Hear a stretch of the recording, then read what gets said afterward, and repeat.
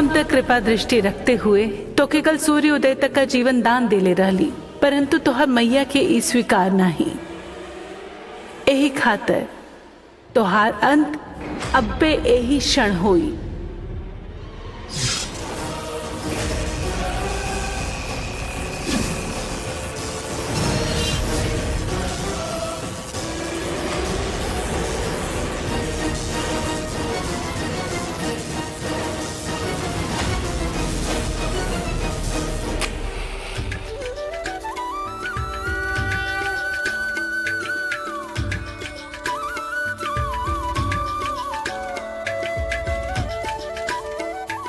हमार परिवार के रक्षा करब मैया।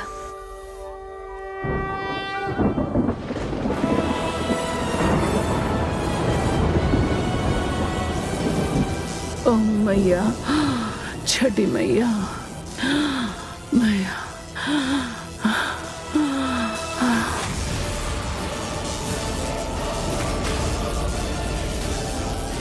मैया, ओ मैया।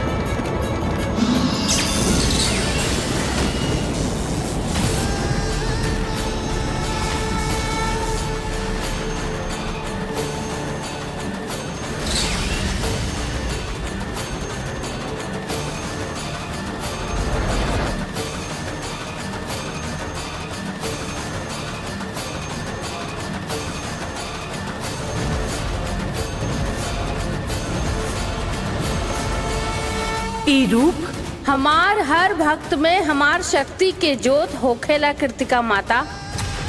ई सत्य रउआ संभवतः भूल गईल बानी, किंतु आज रउआ पुनः स्मरण हो जाई। वैष्णवी हमार परम भक्त बिया और आज हम ओकरे रूप लेके आईनी ह और ओकरा में हमनी सबके शक्ति समाहित बा और हमार आशीर्वाद भी। अर्थात एक मनुष्य खातिर रउआ एक देवी का अवहेलना करी हन। देवी देवी आपन आचरण से बनेली कृतिका माता, और राउर आचरण देख के तो दैत्य भी लज्जित हो जाई हैं। रउआ तो माता के नाम पे एगो लांछन बानी।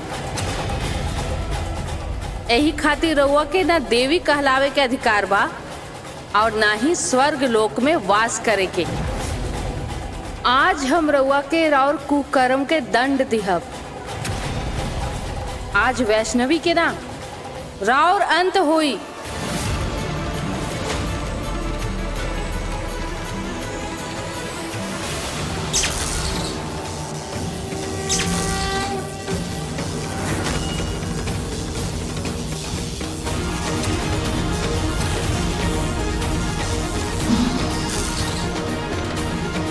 भागे के कोनो औचित्य ही नहीं खे कृतिका माता।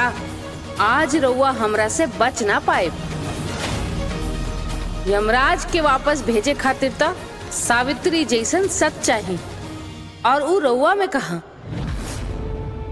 आपन नेत्र खोल के देखी कृतिका माता, राउर इतना षड्यंत्र के पश्चात भी वैष्णवी के पूजा के उचित मुहूर्त के ज्ञान हो गई। ओकर आराधना समाप्त होते ही ओकरा के एकर फल भी मिली। ओकरा के आपन सबसे बड़ा शत्रु से मुक्ति भी मिली।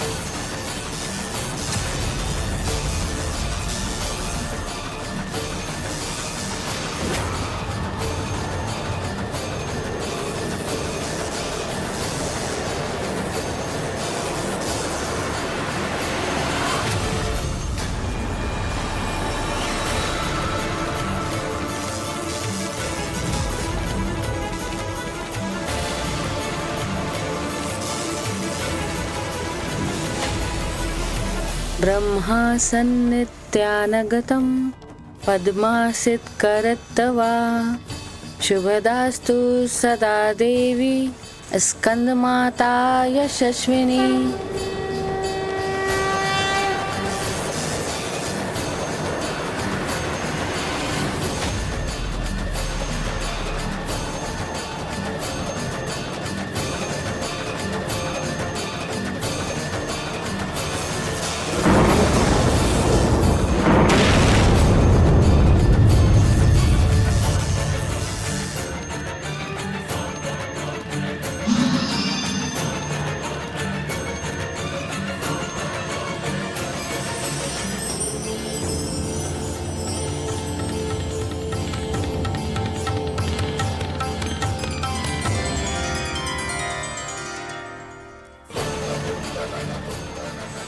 प्रणाम स्कंद माता। रउआ वैष्णवी के भक्ति के मान रखत ओकर सहायता करके सिद्ध कर देनी हा कि कलयुग में भी ईश्वर आपन भक्त लोग के त्यागल नहीं खे। किंतु माता, आज पंचमी अर्थात हमार पूजन के दिन प्रारंभ हो गई। आज के दिन यदि रउआ हमार पुत्र के माता रूपी कृतिका के वध करब तो ई उचित ना होई। कृपा करके उनका निर्णय हमरा पे छोड़ दी। अवश्य माता।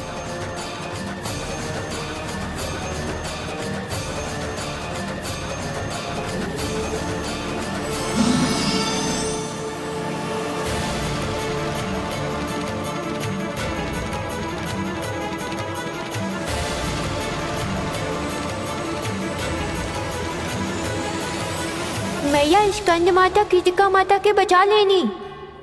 स्कंद माता दुर्गा के पंचम रूप बाड़ी शैशव। भगवान कार्तिकेय के माता कृतिका माता एक समय पे स्कंद माता के सहायता कैले रही। यह कारण बा कि स्कंद माता भी उनका के एगो और अवसर प्रदान करता रही। अवसर तो रहुआ भी उनकरा के कितना देले बानी, लेकिन कृतिका माता सुनेली कहाँ। ऐसे वैष्णवी दे दी तो पूजा शुरू कर देले बाड़ी। तो अब तो स्कंद माता के आगमन भी हो गइल बा। तो अब तो नानी के प्राण बच जाई ना।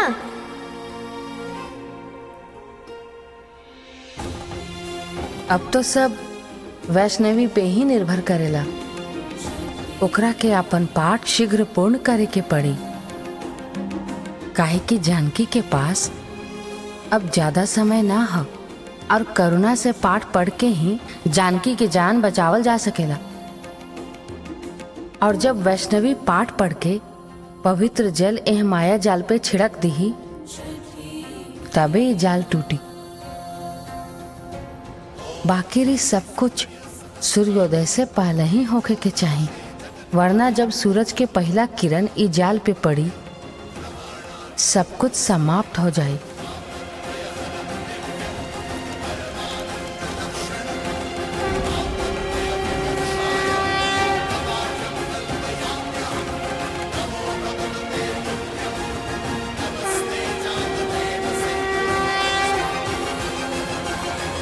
माता, हमरा के ज्ञात बा कि रउआ भी प्रेम व करुणा से रहित नहीं खी।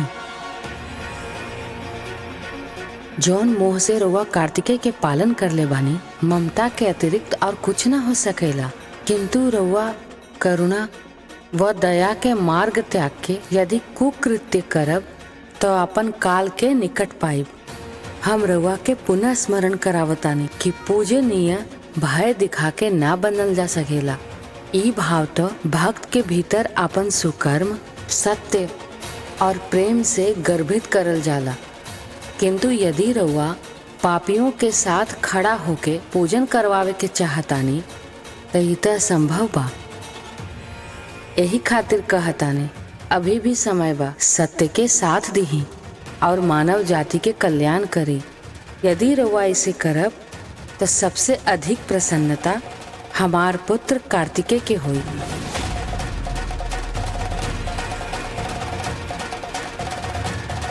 संभवतः रउआ वही करब जे रउआ पहले ही निर्धारित कर लेले बानी, किंतु रउआ के सचेत करला हमार धर्म बा कृतिका माता।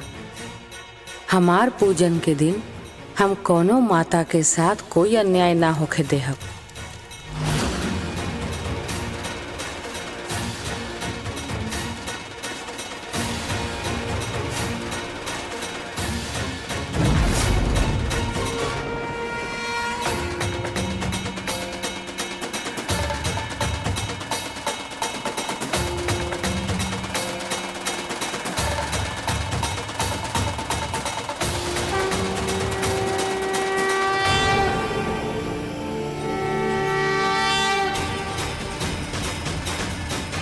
जय छठी मैया, जय छठी मैया, जय छठी मैया।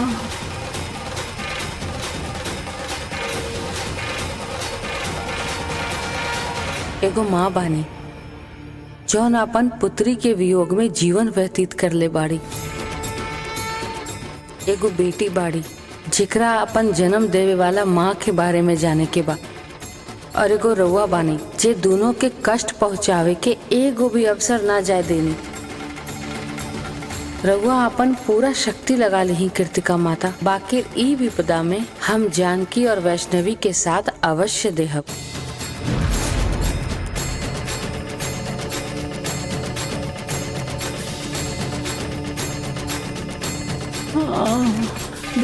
बिटिया,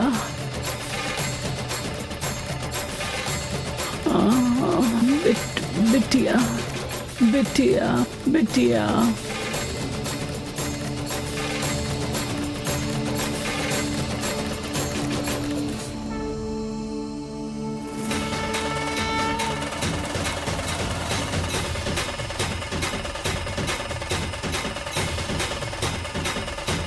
मैया,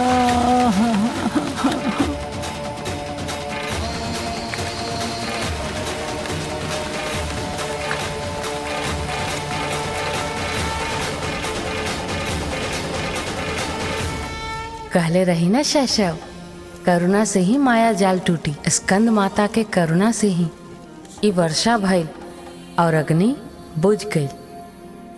स्कंद माता ना अपन आंसुओं से केवल ई अग्नि शांत कैले बाड़ी, ई जाल के भी शीतल कर देले बाड़ी। लेकिन मैया, नानी तो बहु माया जाल के अंदर बाड़ी, वो बाहर काहे नहीं खियावत?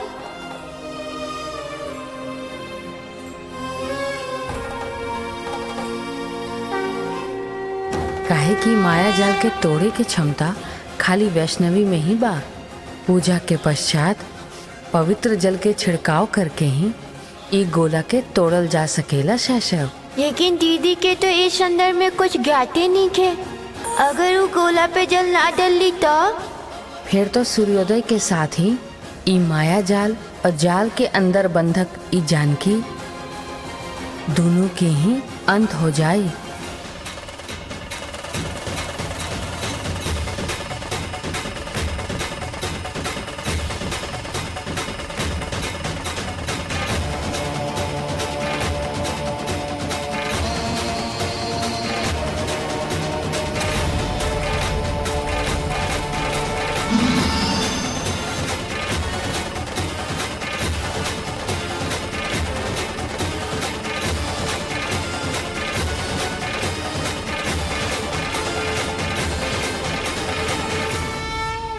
हम पूरा घर में जल छिड़क के आवतानी।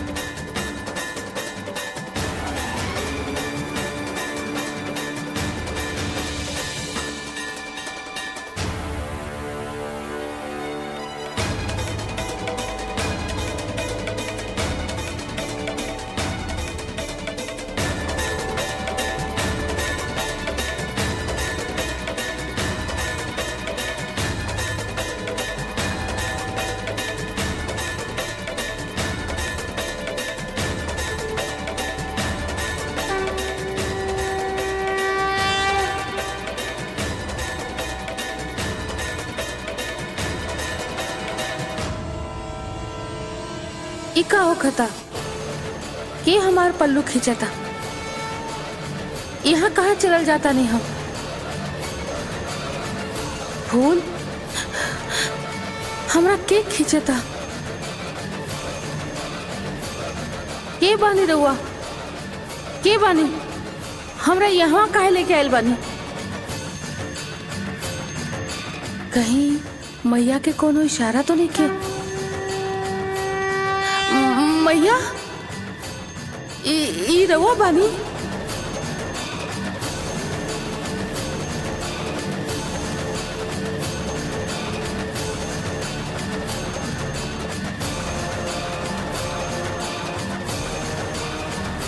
ई कैसन अनुभूति बा मैया। बार बार हमरा यही जगह पे ऐसन काहे लागेला जैसे जैसे कुछ बा।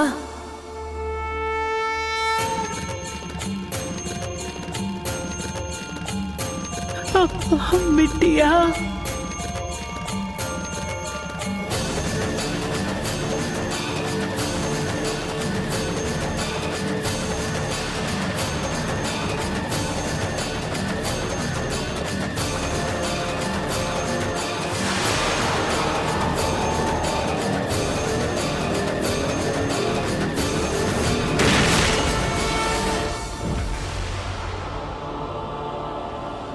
बिटिया बिटिया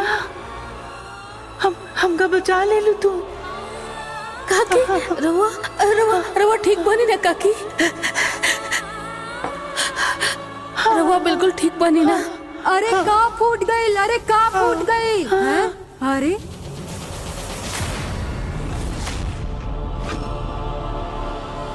हाय मोरी भैया, ये सर फिर से वापस आ गई। का भइल काकी, कहाँ रहलू तू और का भल रहुआ के? हाँ बिटवा, कौनो दुष्ट शक्ति हमके कैद कैले रहा। बिटिया पूजा का जल छिड़क कर हमके बचा ले लिन। हम कुछ न कहनी है काकी, वो तो मैया के कृपा बा। हम खुद से यहाँ नहीं खी आयल। हमरा कोनो अदृश्य शक्ति यहाँ खींच के लेके आयल बा। हमरा हाथ पकड़ के, और हमरा पूरा विश्वास है कि वो मैया ही रहली। काहे कि और यहाँ होवे के एहसास भी हमरा के मैया ही करवेली है। अरे और पापी शमशेर, आज तो हर इस संसार में आखिरी दिन होई। सामने आ हमार। रहुआ फिर हमरा पापा के पीछे पड़ गई। हमार मालती के खत्म कर देल हस। कोनो भी चूक होके का नहीं चाहिए। जे भी सामने आई वो मारल जाएगी। माता का कृपा निराली है। माता की कृपा का कहना। सारे जग पे कृपा करे वाले माता तो हर सहायता कैलिन है। इनमें आश्चर्य कहा के कहेला दादी कि कलयुग में चमत्कार ना होखेला। हमार भैया तो हमरा के हमेशा एहसास दिलेले बाड़ी कि उनकर हाथ हमार सर पे हमेशा से बा। आज वो जो चमत्कार कैली है उता अद्भुत है। हमार मैया हमार हाथ थाम ले ली है। हमरा और का चाहिए जीवन में। अब तो हमार परिवार के तरफ बुरा नजर भी ना उठ सकेला।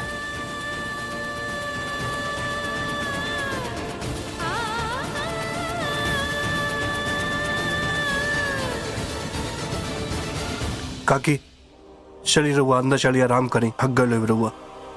बिटवा आराम।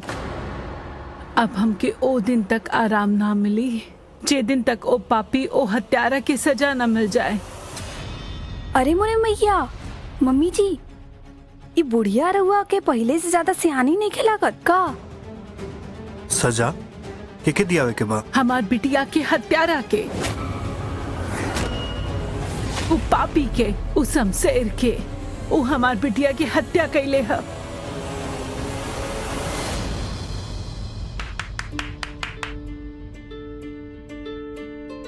मैया आज तो स्कंद माता चमत्कार कर देनी। अब नानी पूरा तरह से स्वस्थ बाड़ी। अब तक शमशेर के सत्य प्रकट होके से केहू ना रोक सकेला। दीदी के जीत निश्चित बा। का बात बा मैया, कौनो समस्या बा? तारा तो ज्ञात बाना शैशव, सूर्योदय के पूर्व ही रात्रि सबसे गहरा होखेला। जब कोनो पशु चारों तरफ से स्वयं के घेरल पावेला तो पहले से भी अधिक खूंखार हो जाला। यही स्थिति ए समय शमशेर के विवाह। यही खातिर वैष्णवी ला ई युद्ध अभी भी खत्म ना भइल बा। अरे ओ पापी शमशेर, आज तो हर इस संसार में आखिर दिन होई। सामने आ हमार। रउआ फिर हमरा पापा के पीछे पड़ गई। हमरे मालती के खत्म कर देलस। कोनो भी चूक होके के नहीं चाहिए। जे भी सामने आई वो मारल जाए।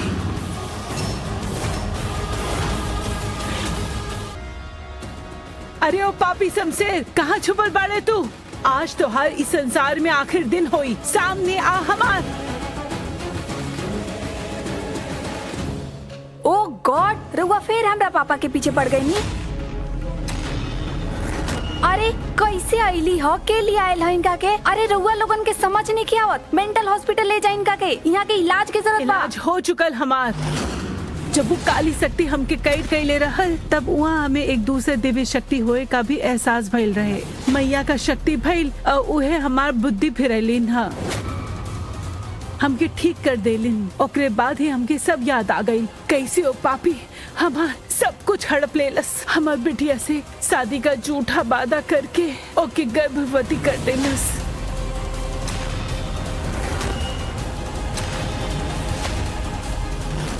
और इस सब के बाद भी जब ओकर मन नाही भरल तब मार डलस ओके। हमरे मालती के खत्म कर देलस।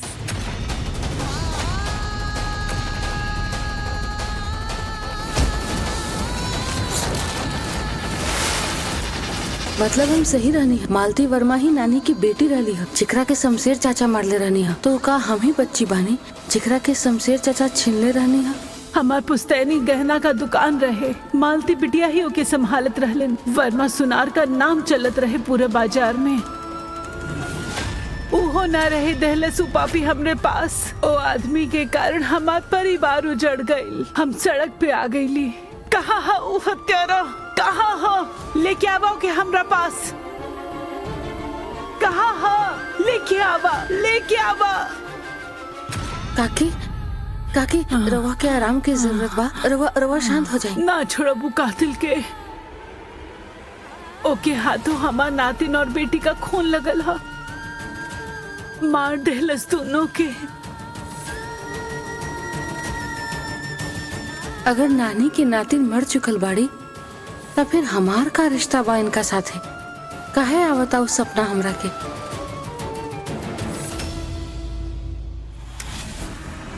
समझ गेला ना का करे के बा?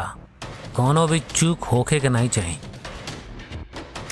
जे भी सामने आई वो मारल जाए।